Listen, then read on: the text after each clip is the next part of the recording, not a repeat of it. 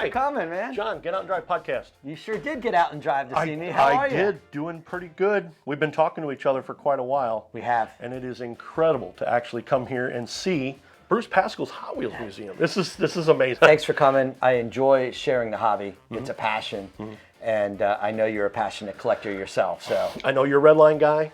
I'm a little younger. It's okay. A little bit. It's okay. It's okay. I'm a Black Walls guy. But we can still get along. And I have a few Black Walls here to show you today. Thank God. Okay, there you go. I'll make your day complete. Let's start with one of my favorite items. This is an original gas station banner from the 1970 era. And what I really like about it is a couple quick things. Number one is just the artwork itself. Do you recognize that car on the bottom? I recognize kind of sort of what that part is and that part is and that part is. It's like a platypus. It's actually a multi-mated car. Right. Because Hot Wheels didn't want to pay the royalties of a Dodge or a Buick. So Otto Cooney, the original graphic artist who designed it, actually designed that car. And if you really follow Hot Wheels, in 2008, on the 40th anniversary, they came out with a car called the Custom Auto. And it was based on if that car was a Hot Wheel. Otto Cooney's artwork permeated Hot Wheels throughout, which I think is one of the key reasons why Hot Wheels was such a successful item, is the artwork and how the cars appear to be moving. So maybe later today, if I have time, can I show you some Otto Cooney artwork? Oh, I would love to see it. I don't know the name of the artist because graphic artists didn't always sign. But if you look on the right, there's a poster book that I guess came out in the 1980s. Then here's the actual artwork that was used to make that poster. And then here's the Mattel mock-up page.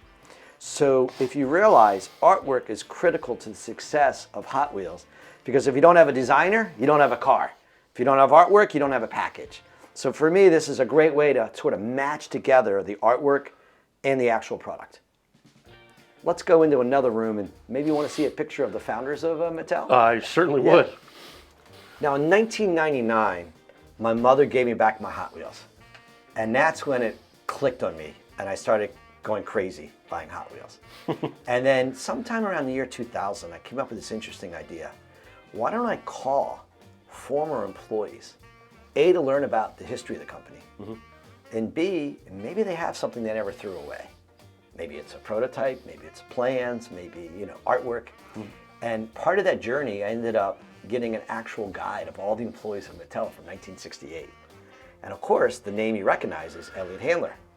And then I found out the guy who was president of Mattel alumni. He says, how would you like to meet him? So I was invited as the only non-employee to a Mattel alumni in 2001 gathering. Here is the founder of Mattel, Elliot Handler, his wife Ruth, myself, and a man named Dennis Bosley who ran Hot Wheels in 1969. I'll treasure this picture. Luckily I had a couple business cards that I had him sign. Ruth invented, do you know what? The Barbie. Exactly. 1958, he invented, in 1968, the Hot Wheel. #1 girl's toy of all time, #1 boy's toy of all time. Husband and wife, what are the odds of that? It's amazing. And I had always heard about a rivalry a little bit between them. I would imagine, but she was winning. Of course she was winning. And then one of the reasons a lot of people understand was why did they get into the die-cast business? Because so many other people, Majorette, Matchbox, Corgi, others were in the business already. But one of the reasons is Elliot recognized that during the Vietnam War era, selling toy guns was probably not a great idea. And he wanted to get into something else. And that's why he ended up promoting, despite all his fellow employees saying, don't do it, let's get into the die-cast business with the Hot Wheels. Hot Wheels came at the perfect time with muscle cars. Yes. And Vietnam era. And mechanics and people coming out and your age, my age. We're the key to their success. And what was the coolest state of the Union in those days? California hot, baby. Oh, sure. That's right, California. And everything's Cal Custom. Yeah. I don't care if it was Cal Custom for full-size cars. That was you could buy Cal Custom wheels and hubcaps and all sorts of things. That's where all the car designers were, the hot rod world of the year. And that's why a lot of Hot Wheels have that California culture in every Hot Wheel you buy.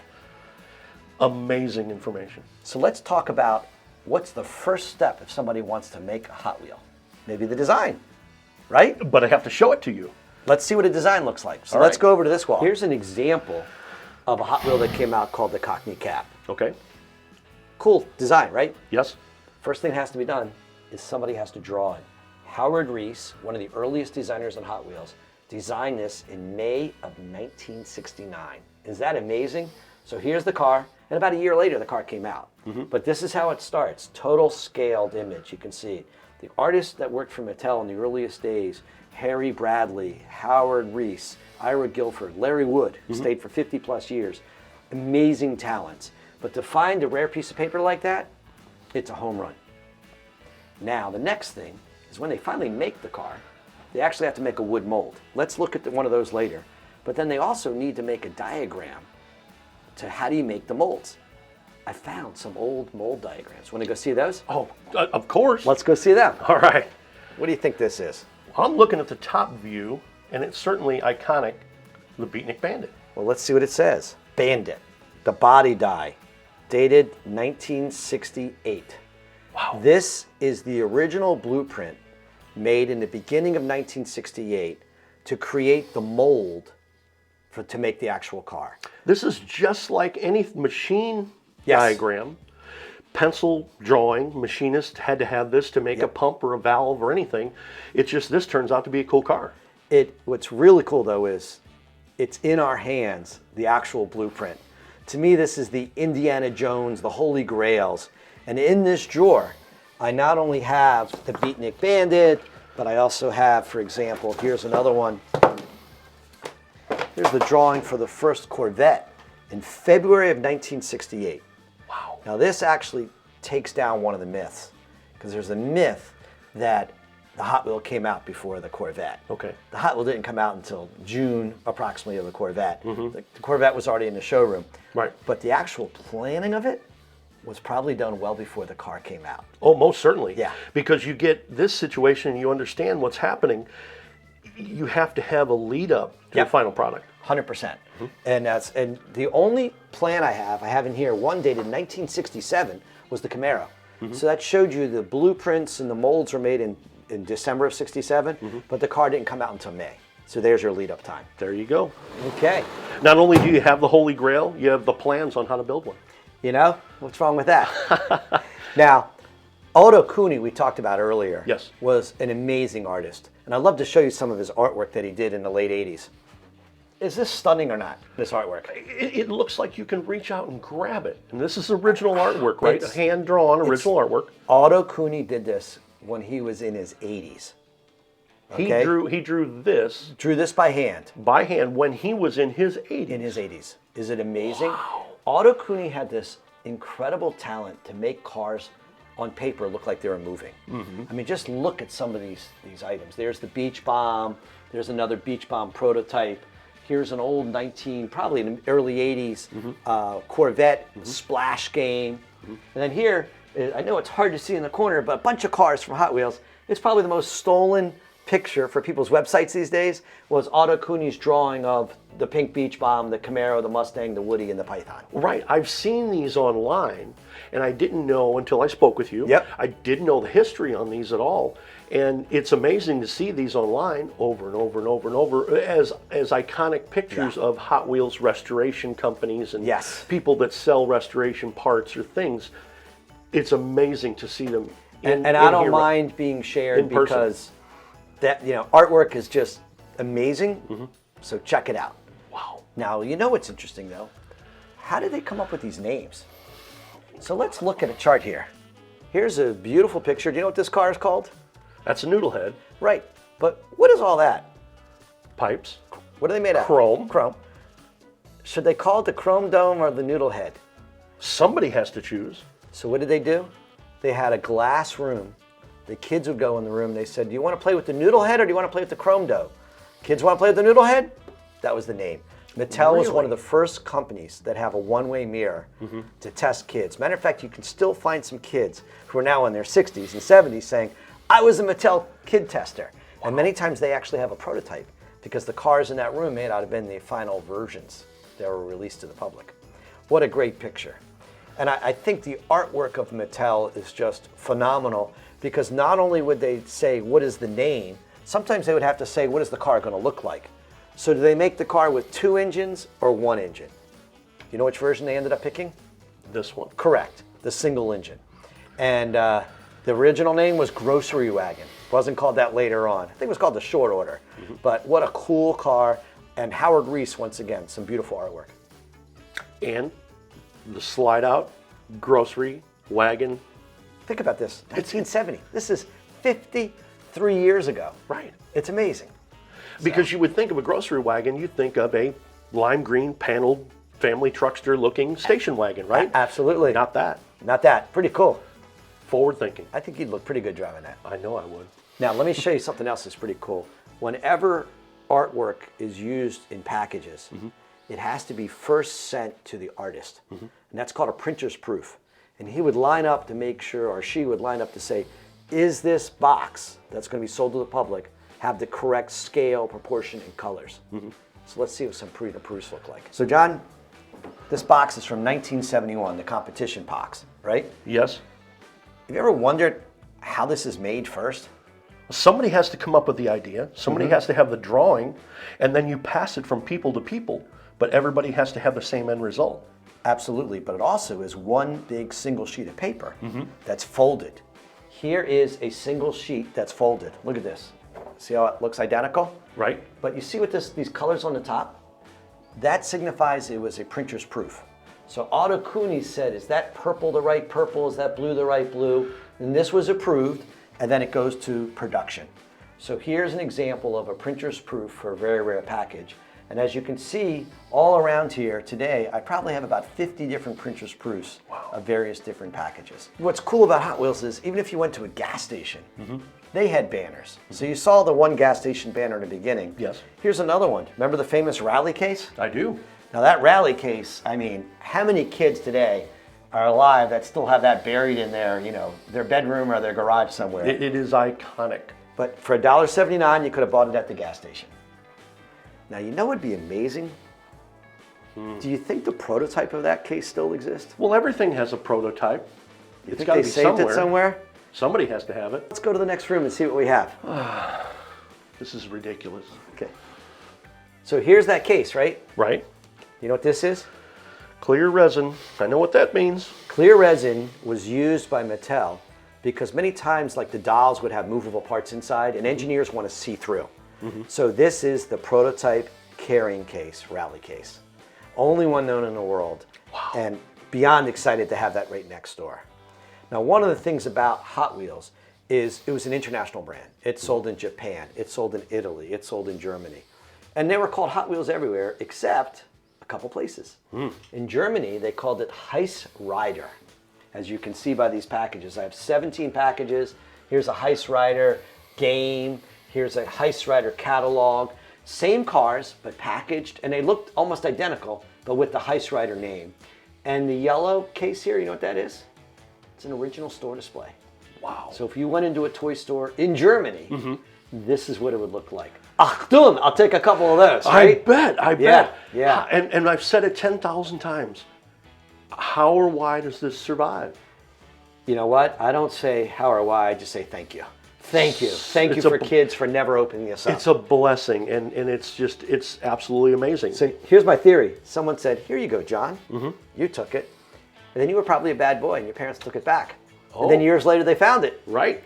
Because that could be appropriate for you, right? That could be appropriate, for me. Okay, let's go look at some more fun stuff. Can't wait. We talked earlier about why we think Hot Wheels are very successful. I think the artwork, I think the painting process for Hot Wheels, the fact that they were faster, and I also think the blister packs were amazing. You could go into a store and actually see the car. But Matchbox was sold in boxes. And for some reason in Japan, they did sell some in packages like the ones you see in the store. But up in 1979, they decided to make their entire series that year in cardboard boxes. And what you see here is a complete set of Japanese cars. Now, I actually thought I had a complete set. Then somebody emailed me one day and said, where's 51A? I'm like, 51A? There is a 51A. Wow. It took me 2 years of going on Japan eBay, and my Japanese is non-existent. Right. But I saw it. I think I bid like 4 billion yen. It turned out to be at $200, but I got it. And I was so nervous to say, oh my God, how much is this going to cost me? But I got it, so now I have the complete set. Wow. And again, something I've never seen in person. I have this one. Okay, that's right. Some Blackwells. Yeah. All these are Blackwells, and I know you're a Blackwell guy. I am a Blackwell Every guy. one of these, although the pictures, interestingly enough, show red lines. Yes. Because they were probably taken in 1977. Each of these cars and they're all transition cars, and you look at them, and this is a very iconic 80s era car. Yep. But a lot of these cars are Flying Colors red line. Absolutely. 100%. And yeah, what a fantastic transition piece. Well, thank you. Let's go look at some more fun stuff. So, John, I know you like Blackwells. Understatement. There's probably a few cars in here that A, you own. Most certainly. Or B, you appreciate. Very much. So a lot of times when I would meet a former employee and buy their collection, they would just have a sampling of cars they kept. Mm-hmm. And a lot of these came from a few employees. I actually bought 5,000 cars from one guy. Wow. And here's just a smattering. Now, there's a few cars that are later on, even the 2000s plus, but most of these are your Blackwell era and the 80s and 90s, the Cal Customs and the different versions. And I truly appreciate, the entire history of, in essence, the 55-year history of Hot Wheels. And every generation, kids can say, these are the cars I played with. Yes. So it's great to have this in this museum because so many people come in and go, I had that Cal Custom, I had that Street Rodder, and I love that connection. Yeah, it's really good, and this is what makes up my collection of my personal stuff at home, is cars that I have, that I grew up with, that were mine from when I ripped them out of the package in 1982. Loved, beat to death, as toys should be. It should be. And now, older in my life, nostalgia struck. I've got an identical car, but it is either ripped by me or it is a mint loose car. And that's what makes up my collection, and this is beautiful to see. Thank you. It's 600 cars, but I just love the colors. Yes. Is this what we call eye candy or not? Oh, it's beautiful. Good eye candy. Yes. Okay, let's go see some more eye candy. I was interviewing Harry Bradley, and I said, Harry, how did you come up with these first 16 cars? And he said Elliott Handler wanted to have Detroit and then go with some other real cars. So they had the Cadillac Eldorado, they had the race car Ford J car, they had the VW Bug, but he kind of came up with his top 10. And then he said, I need to put a few fantasy cars and hot rods. And in 1968, he said one of the most famous hot rods was a car called Tognotti's T or King T. So you can see a couple model kits. And in 1964, this car was built by Don Tognotti, painted by Gene Winfield, who's still alive at 97, and master painter, and it won the Amber Award, the most beautiful car in America in 1964. So they decided to make it the hot heap. So here you got about 20 different hot heaps, including the beautiful lavender, what they called chameleon paint in those days, beautiful hot heaps. And I figured, you know what? I have a hot heap. There's only a few surviving cars that were actually made in '68. The Dream Rod, Tiger Shark, Cheetah, Python, Hot Wheel, the Beatnik Bandit, and the Silhouette, which I think is missing. They never did find it. But I saw it at an auction one day, Tognotti's T. John, you are now sitting in Tognotti's T, the 1964 Amber, most beautiful roadster, the car that was made famous by a Hot Wheel called the Hot Heap. This could be the most weight that's ever been in a car. It's very possible. Pretty cool. It's pretty cool. But the car is beautiful, and I must say you look pretty nice in it. Just do me a favor, don't drive it away while you're here. I'm not going to drive it away. I don't even know how to start the thing. You told me that the key's all the way in the bottom left down there. There's the key. And that's the transmission below the steering wheel. That column right there.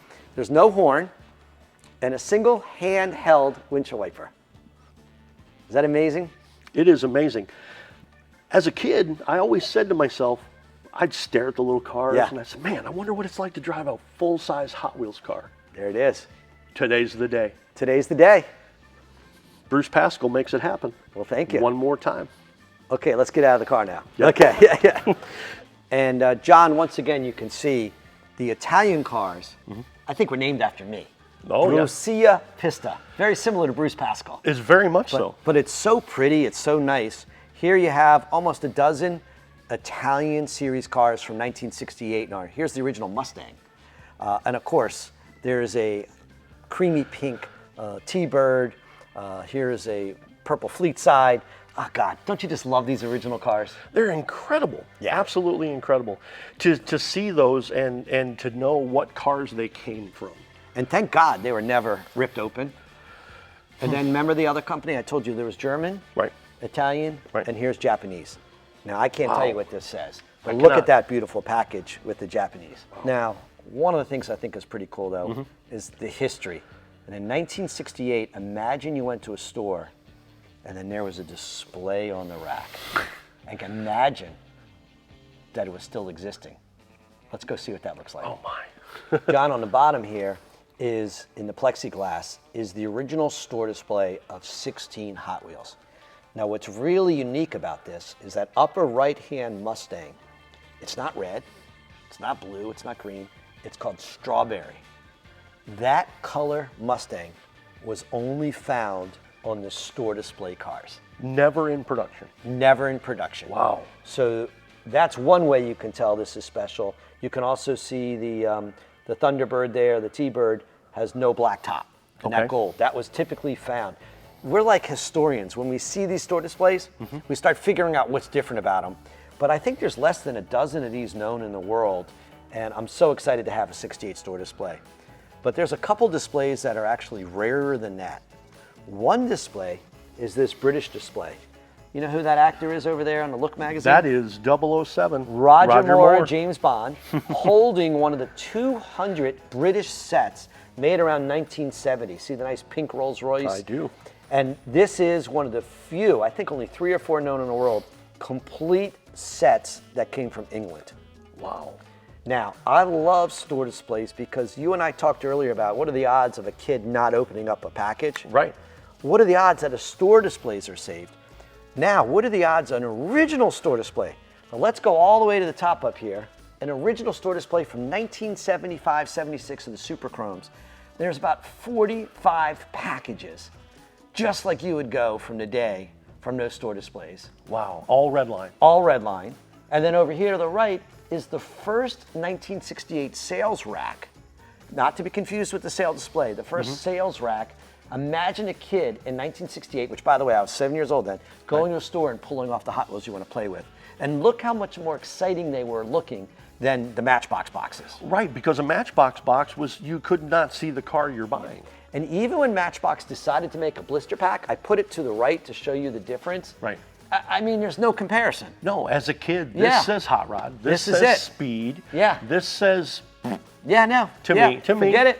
Forget I it. know we're hurting, we're breaking hearts of some Matchbox collectors, but Sorry about that. Hot Wheels to me, Hot Wheels are a brand of visual Yeah. excitement.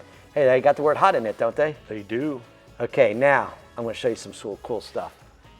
This Ferrari 308, it took an individual over 200 hours to hand carve an exact scale. Now they call that 4 times scale. Thomas Jefferson invented a machine called a pantograph.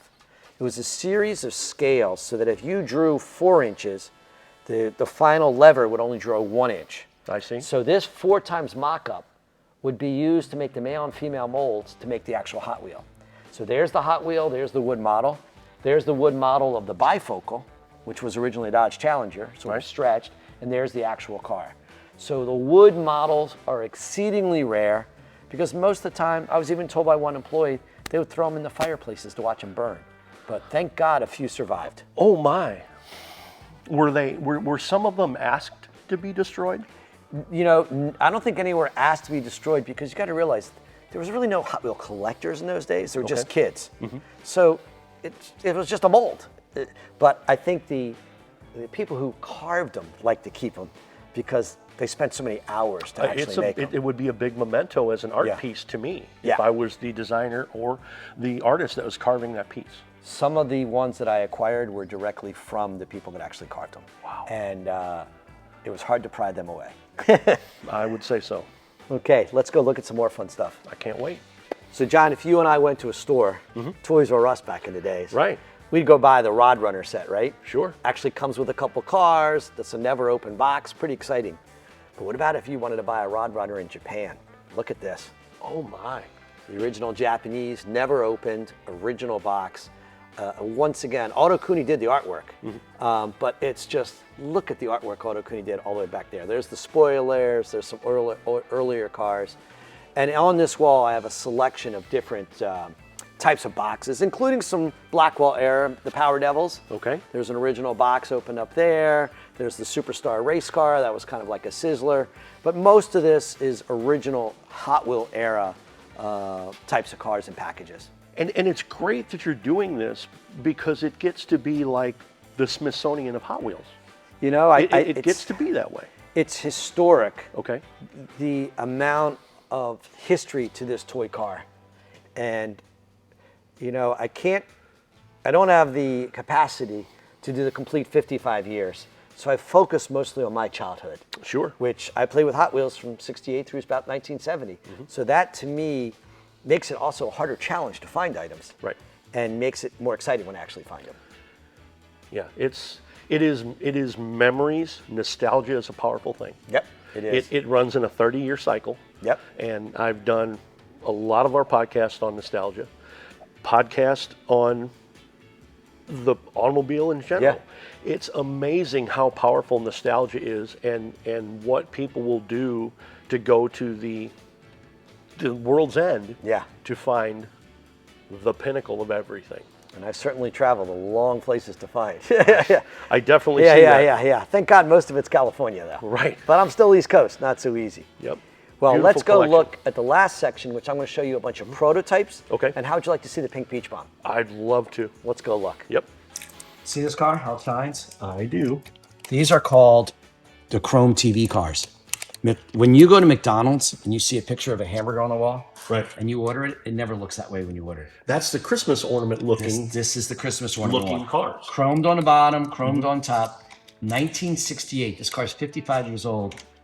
You know what I mean? This is like Cindy Crawford today. Okay. Right. Here is another version of one that was for a Mustang. The hardest thing you get a Mustang is the open hood scoop. Right. Over chrome Mustang scope. So these are amazing cars. If I showed you the first drawing of a twin mill, they have no fenders. And the first prototypes made had no fenders. Okay. The Mattel realized it would work better with the machine to put a fender. So we call these cut fender twin mills. Okay. So again, prototype. When the Beach Bomb was first made, it was too tall and skinny. So they decided to make it this version right here. But here's an unpainted clear glass prototype of the first side loader. A little fun thing about it. You see that little defect on the bottom of the metal? Right. The same defect is on the bottom of my pink Beach Bomb.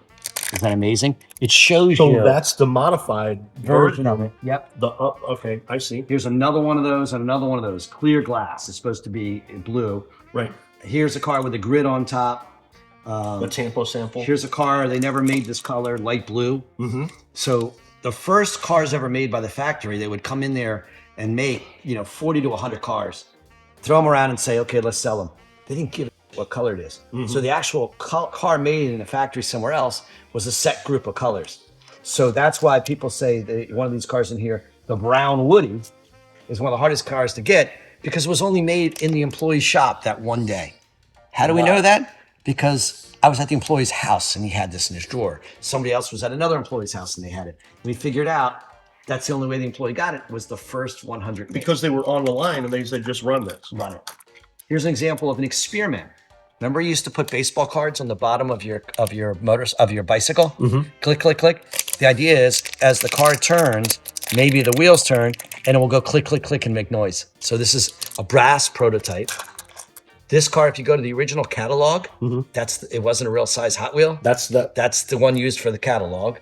And then, one more, just an example. The first cars ever made, they make them out of resin. Test it for quality, size, and everything. No base, nothing. Solid handmade resin. So this gives you an example of all prototypes. And of course, my favorite prototype is the pink Beach Bomb. And I'll turn it over just for a second. Do you see the defect? The little scratch. So this car, a lot of people don't realize, isn't a pure rear loader.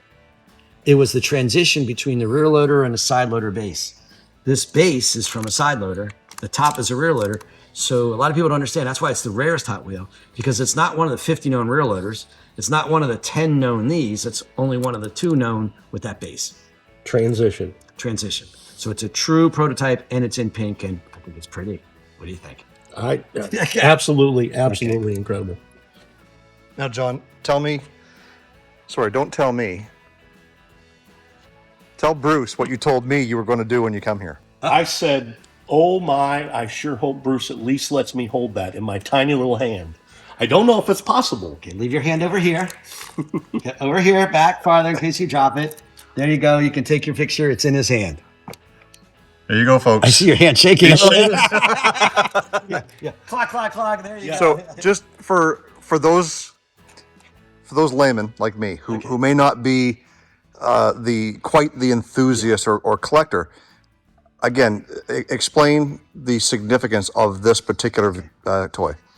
Every hobby has what we call the king. So the Onus Wagner baseball card, which is worth over $1 million, is because Onus Wagner was a baseball player who didn't smoke and was very upset that his likeness was on a cigarette card. And for that reason, very few were ever made. They were stopped. And the few that exist, they have a story, they have rarity, and they have lure. This was the first Volkswagen bus they made. As you can see, it's tall and skinny. And every toy, when it went down the track, had to work with the accessories. So as the 2 sides would touch the sides of this skinny car, skinnier than other Hot Wheels, it would then come out and fall down. So Mattel said, we can't make a car. So they took that car, and then what they did is they took the surfboards, instead of through the back, they made 2 pockets on the side. So you see how this car is thicker? And then they shortened it. So it's not as tall, it's wider. This can go through the accessories and not fall down. The first ones ever made were called rear load beach bombs because the surfboards were from the back. This particular car is exceedingly rare for several reasons. Number one, it's a Volkswagen bus. So it's kind of like, it's like Onus Wagner baseball card because it's a baseball card. People collect baseball cards. It's one of the most desirable castings that epitomizes California culture better than any car. Number two, it's a transition. The base is from the side loader version. The top is from the old version. And there's very few like that. Maybe only 1 or 2 or 3 cars in the world like that. And last but not least, it's in pink. Pink was a color made for girls. This was probably the first car ever even painted in pink from our research, because the guy just probably went to the machine, pink was coming out, and put it on. Hot Wheels hadn't even released any pink cars when this was painted pink. So this car is gorgeous, pretty, California culture, and exceedingly rare. So it rose to sort of the top. It's the Onus Wagner of baseball cards of Hot Wheels. And there you go, folks. Just as the cardboard says on the back, world's most valuable Hot Wheels. And we've got it right here, able to look at it, see it, and be thankful for Bruce to A, own it, have the passion to own it, and the knowledge to be able to explain to us exactly why it is so rare. John, how do you feel about it? I have no words. Bruce is absolutely incredible, and I thank you very much for your passion to do this, because these are toys. Yeah. They're meant to be played with. To find something, anything, in condition that is a toy that's not been played with is astonishingly amazing. I collect a lot of probably 77 to 1990. I'm a Blackwalls kid. Yeah, okay. And I'll still let you in here today. I understand. And that's why my eyes are raised at all the Blackwalls and things like that. I'm a Blackwalls kid.